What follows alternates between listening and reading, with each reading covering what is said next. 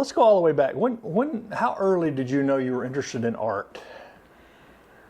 Oh, I don't remember a time I wasn't interested in art, and that probably has to do because I was surrounded by it my entire life, whether it was performing arts or visual art. That was a huge part of our family. Remind people who your family is, I mean, and what role they had in shaping that. Okay. My mom was a high school art teacher. She's also an artist, but she's a high school art teacher, taught at Westside High School for years. And my dad was one of the founders of GMAC, the orchestra in town, and also helped start the strings program in District 5. And he's also a violinist. So yeah, he's very well known. And has had a major impact in the community for a long time in the arts and music especially. Yeah, he's played a lot of people's weddings around here. Well, I mean, the formation of GMAC and the things, those were really important because before that we really didn't have anything like that. And yeah, it's and going to GMAC concerts was a huge part of my childhood. I mean, we went to all the GMAC concerts, and then of course we had to go to all the Greenville Symphony concerts because he played in all the orchestras in the upstate. It's really amazing the music community we have in the upstate South Carolina and like North Georgia. It's really thriving. And so when people hear your name, they immediately know sort of who your family is, right? Yeah, they're either like, I know your mom or your dad, and sometimes they say they know my brother because he was he taught at AU for a little bit. So. Now, were you a musician as well?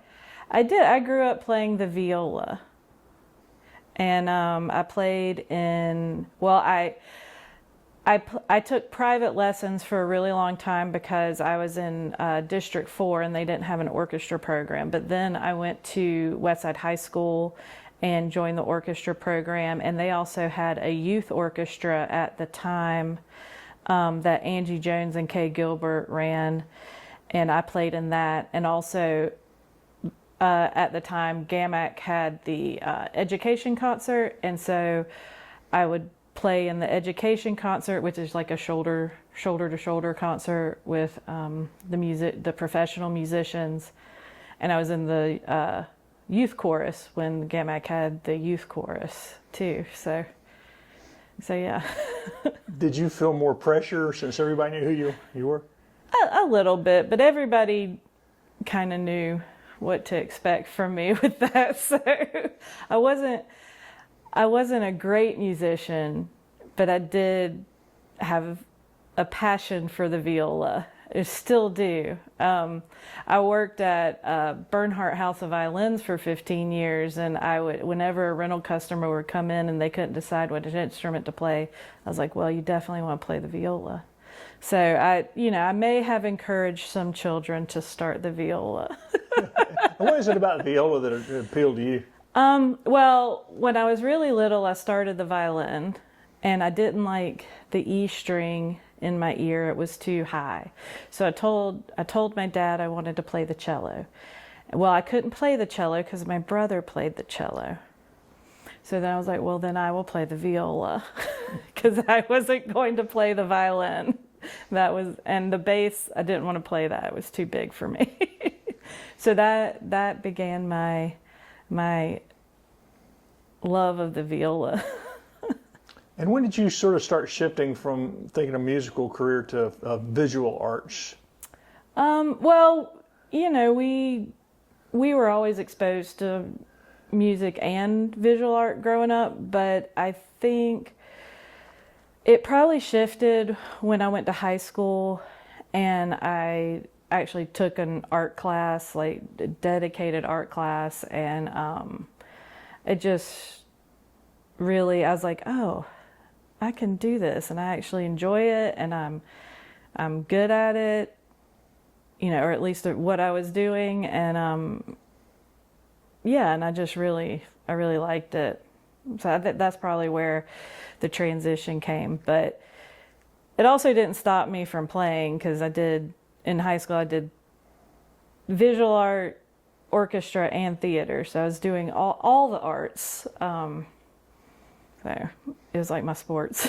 And then where did you go to school after that? Lander University, and I majored in visual art. Graduated, and my initial idea was to stay at Lander and do their MAT program for teaching. But then my husband now, but boyfriend at the time, we decided to move. So we just moved to Seattle. So we ended up not doing the MAT program and just... So Anderson to Seattle, how did that affect your work and your...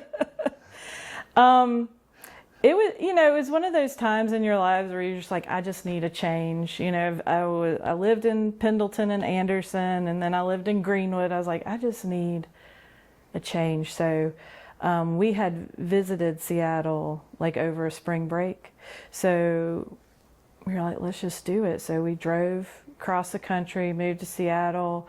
My husband got a job with being a film editor, it was like infomercial editor with a company that was great. And I ended up working for a small stationery company where I found a love of greeting cards and learned about learned about retail, because it was just myself and the owner of the store. I learned about wholesaling items because she had a whole wholesale line of greeting cards, and I got to design cards, which was really fun. So, being in a big city across the country opens your eyes to a lot of different things that you maybe don't have down here or you don't see in our smaller towns. So. And what brought you back here? Family. So we decided it was pretty far away. We got married while we were in Seattle, but then I think we were there for 3 years, and then we decided it's time to move back, and so we did. And when did you get involved in the Anderson Art Center here? Well, when I was little, I would come to art camp here at the Carnegie Building. Vivid memories of that. And, my mom would obviously be involved with it through being an art teacher at Westside. And then when we moved back from Seattle, I actually, my first jobs back in Anderson, I was a substitute teacher for District 5. And I actually got, Kimberly Spears gave me a position for a month. It was a grant position to do design work for the Fish Out of Two water project, and so that was in 2007. So I worked here for a month doing that, but then after that I started at the violin shop, and I was there for about 15 years. But the summer before we moved to Seattle, I did teach art camp after I graduated college. So that was my very first, adult linking to the art center. And then we came back, and then about 4 or 5 years ago, I started teaching art camps if I could. When we had the off-site art camp, I did one of those, and then I started teaching after-school art classes and our at-risk youth classes that we have here. I would teach some of those. So that's how I got back into the art center, other than putting work in juried shows and that kind of thing. And for people who are unfamiliar with the art center, remind people all of the things y'all do here. Oh, goodness. Well, what are some of the major things? We have at least 9 major exhibits a year in our galleries upstairs.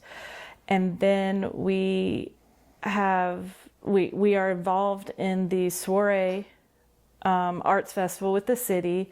We also we also partner with the city to do our Sculpt Tour outdoor exhibit. It's a year-long exhibit where we replace sculptures in downtown. So every year we have 4 to 5 new sculptures downtown. So if people see them changing, that's what that's from. We also have Art on the Town, which is actually now coincides with the Soiree Festival. So we are able to take work and put it in local restaurants and businesses for about a month or a month and a half. And then it's another way to expose people to the arts. And one of our big exhibits this year is our 50th juried show exhibit. That'll be happening in April. So it's 50 years of our juried show. And then some of our programming that we do, we always have guided studio, which is they're at night, Tuesdays and Thursdays. We have a ceramic and a drawing and painting, so people can sign up for whatever days they want to. It's very loose, and there is an instructor there, but you can just come in with your work and work on something and be there to, throw ideas out with the instructor or the other people who are there as well. It's kind of a studio time, and if you need instruction, there's somebody there who can help you. We also have after-school art studio. Once a week, students can sign up and take a class. And throughout, we have 2 semesters, one in the fall, one in the spring. And it's just an addition to whatever art classes they're getting in school. And then we have our summer art camp, which is always fun. It's always a different theme, and that registration opens April 1st, and it'll run through the whole summer. I think we have 7 weeks of summer art camp this year. And then in the middle of summer art camp, we have what we call create workshops, which are for 14 and up, or 14 to 17, and it's more of a focused art studio for the summer for teens. So we have different 2D and 3D disciplines, and we have local artists who come in and teach those classes for them. And then we have our at-risk youth program where we work with Renaissance Academy and the ACE Academy, and they will bring students who have met certain behavioral goals in the schools, and they can come for 5 to 6 weeks at a time and have an art class, which some of them haven't had art class since elementary school. So it's really good for socialization and creativity and feeling safe. Do you think most people in the community have any idea this much is going on here in this building? No. There are a lot of people that know all the things we do, but I will say even before, I knew things that the Art Center did, and then when I actually started working here part-time, I was like, wow, we do so much. There's like so many little projects going on. And right now, even with all the things I just mentioned, we are also hosting the sculpture by Herman Keith through the Anderson area Remembrance and Reconciliation Project. So we have that, and we're hosting film screenings and art groups to go along with that. So there's always something new and different happening too. And we just got another proposal to be involved with a project with one of the local middle schools as well. So there's always something new coming down the pipe, and we're a small team, but we try to do what we can.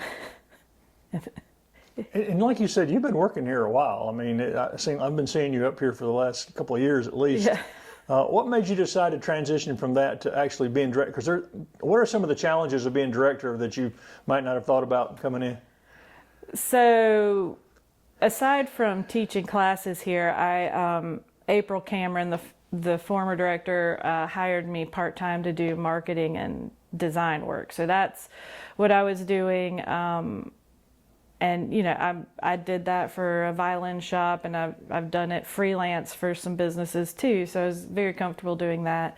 And then because we are a small team, we all help each other do everything. So I would get thrown into other things and help with that. And then when April decided she was leaving to move to Savannah, all of us had to take on projects and roles that we didn't really know what we were doing. I think I took on some payroll projects, and we had to figure out like how to access financials and how to deal with a board, and so there were a lot of things that we learned, and we're very fortunate. Our board was very, very helpful, and the community and the donors of the Art Center, were very much involved and helped us do anything that we could, or they could, to help us, move through the transition and come out on the other side. Yeah, I think a lot of times it's a challenge for an artist to have to take on the administrative as well. Do you still have time to work on your art and do things? I try. I haven't recently. I am, well, because some of the new things I've had to learn are grant writing, and our accountants have helped me a lot with our financials, and we do have some people on the board who are our financial people, so they've helped a lot, and I've just had to get my head around that. And honestly, now, like this month, I feel like we are coming to a more stable point through the transition, and hopefully I'll be able to get back to working on my personal art more. I go through phases too. Like I find that my creative process is really fueled through procrastination, which may or may not be a good thing. That's an interesting muse. It's always there and ready for you, though. Always have to have a deadline. Since you've grown up in it, in this multi-generational, why is art such an important part of any community? I mean, in Anderson especially, what makes it important to this community for people who may not really think about art as being integral to what we do here? Art is what helps a community thrive. It brings people together. It can allow you to express feelings that you may not be able to express in another way. It also, I think a lot of people realized art was essential during COVID, when you had to stay home and everybody watched through all of Netflix. I mean, that's art, films and TV shows. And when the children's book illustrator Mo Willems did a daily drawing for kids over the internet, like those were things, at least I know for my family and my friends, that kept us going through that time. It was like you're reaching out through your art, whether it's, poetry or visual art or film or performance. It's just essential to be able to use it either to escape or to connect with people in your community. And you can do it in person or you can do it virtually. I feel it's just so versatile, and it's so important to have that release that you can, for you to release like whatever you're feeling, emotions, expressions. And it's also important, I mean, it brings tourists and visitors to the area. So it's very important for economic growth. I know a lot of companies, when they're choosing to move their businesses places, like, do you have a community that my employees want to be a part of? And if you have things like the Art Center and these amazing local businesses we have, then there's something to do. There's something to go out. There's something to support. And there's something to feed your creative side too. How can folks in the community support what y'all do, and also maybe get involved if they've thought about getting involved in the arts? We have a volunteer list that we could grow. So if you want to volunteer, we're always looking for volunteers. We do have a membership program, so you can always become a member of the Art Center, and we have a lot of different levels. And we also have the Anderson Artists Guild. So if you're an artist and you want to be a part of the Artists Guild, you can actually get a dual membership for the Art Center and the Artists Guild. And you can also, like, if you want to be a donor to the Art Center. We're always looking for people to help sponsor our exhibits. We're looking for business partners, and all of those donors and members, all those funds help us with the organization or the operational cost of this organization, because we have this building to take care of too, and we have maintenance and upkeep on that, along with, you know, the employees to do the work of the Art Center so we can keep putting the art out there in our community. And they have to just go to our website, or they can call, or they can come in.